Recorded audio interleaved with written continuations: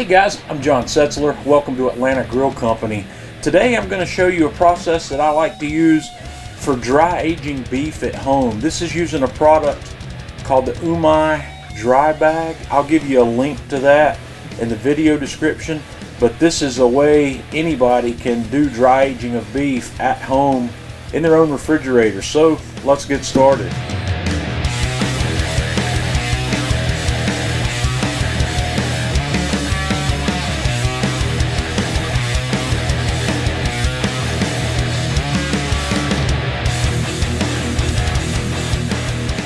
The first thing I want to do in showing you this dry aging process is show you the materials you need.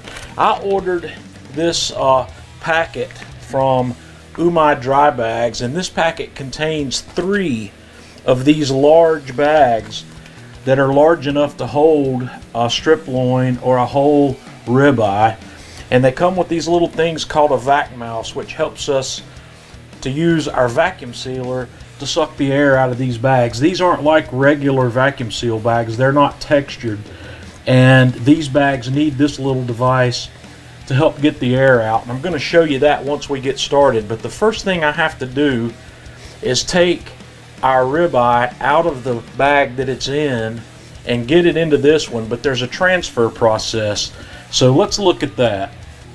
I have already cleaned my work surfaces, so what I want to do now is take one of my cleaning wipes, and we're going to wipe off the outside of this packing material for this guy, because we're going to end up inserting this inside the other bag to make the transfer. So we just want that to be clean. And then the first thing I've got to do, I'm going to do this off camera. I'm going to open this bag up and we're going to drain as much of that liquid out as we can. Okay, I've got about all I can get drained out of there, and I've kind of torn this bag open where I've rolled the top back on this one, and then we're going to insert this into there and then pull this plastic off once it's inside our UMAi Dry Bag. Okay, so you can kind of see here what I've done to get that started, and now what I've got to do is work this bag off of that roast.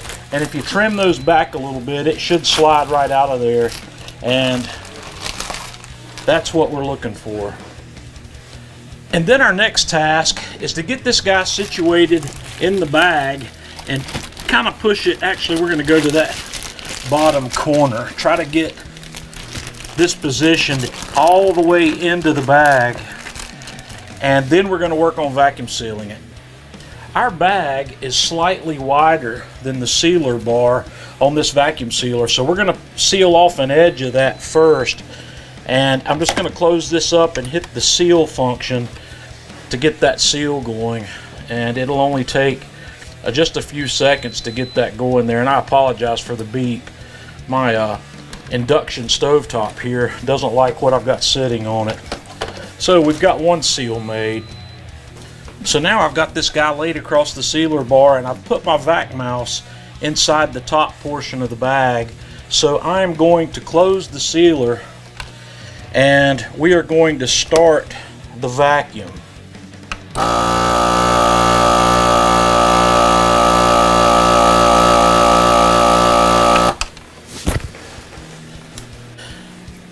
And I'm going to stop the vacuum occasionally here on this model to help push out some of this air as we go.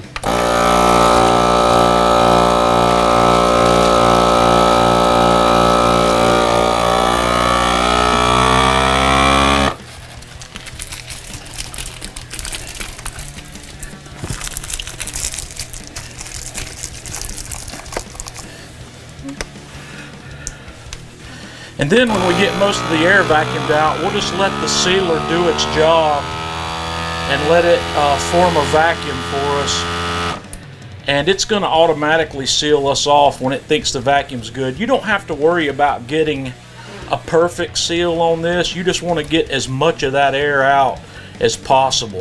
So this guy has got a seal on it now. I'm going to open it up, but just for safety's sake, I'm going to back that up just a little, and we're going to put a double seal on this bag just to make sure that I don't have any problems with it. But this is looking really good. This is going to work perfectly. I've done this a few times now, and this guy also comes with some labels. And now I've got my double seal, so let's have a look there. Well, I got a pretty good double seal. I might hit it one more time. I missed a little spot right there, so we'll give it another one. The kit comes with some labels. I'm gonna do a 40-day dry age on this roast. Today's September the 21st, so on October the 31st, that's when I'm gonna come back and we're gonna have a look at the results. I may show you some other stuff that I'm gonna do along the way. This guy needs to go in the refrigerator on a rack. So yeah, now we got a good double seal there. I'm going to show you what I'm going to do there.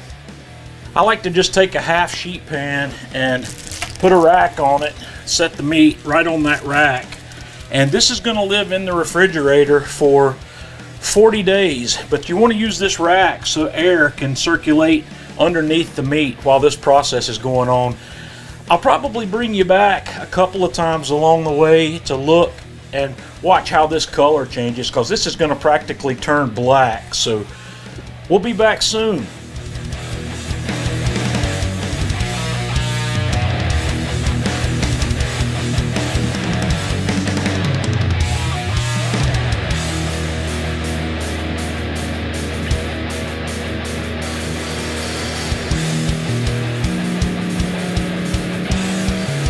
Okay guys, the day has come.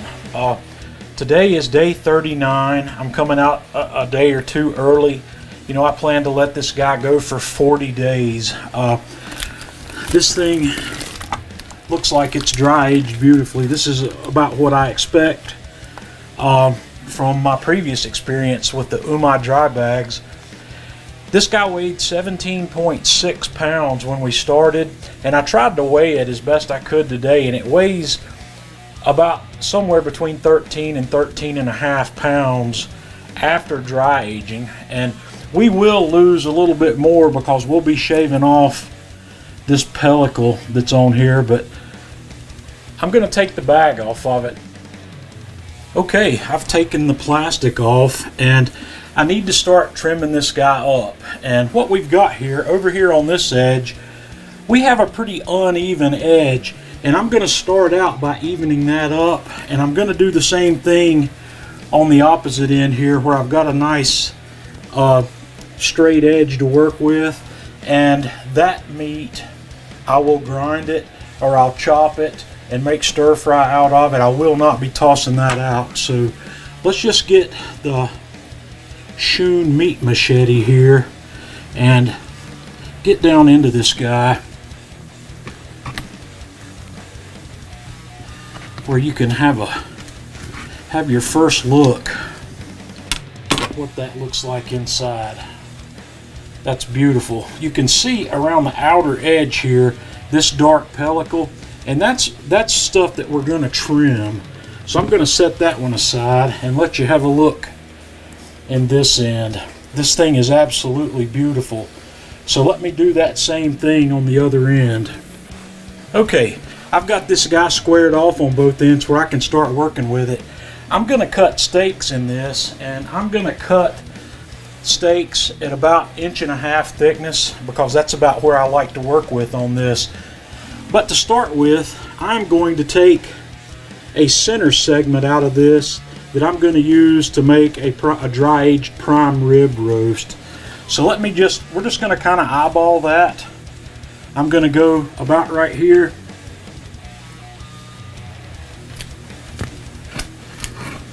And to about, that looks good, about right there.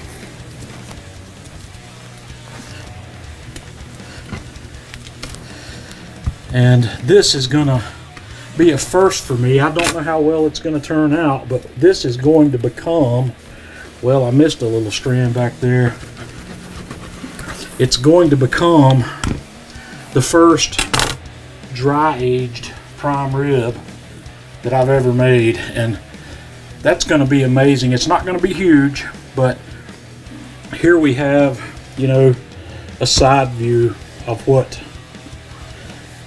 we've got here. It's really incredible. So I've gotten 3 really fat 1.5 inch thick steaks.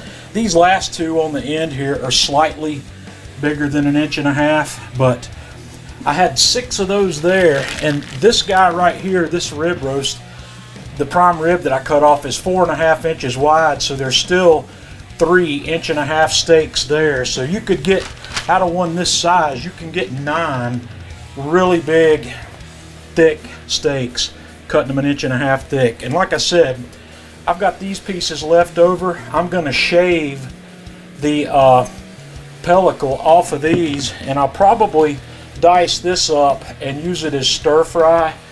I'm not going to toss any of this out. And a lot of people take that pellicle that they've shaved off, and if they're grinding their own hamburger, they mix some of that in with their hamburger where they don't have any waste on that. So that's where we stand. I just wanted to show you this process and how well this works with the UMAi Dry Bags. It's real easy. You can do it in your refrigerator. So we'll have a video coming up here soon. We'll have a couple of videos. I'll do one where we're going to cook one of these steaks, and another one where we're going to do the dry aged prime rib roast. So guys, I appreciate you following along with this process. Until next time, this is John Setzler with Atlanta Grill Company.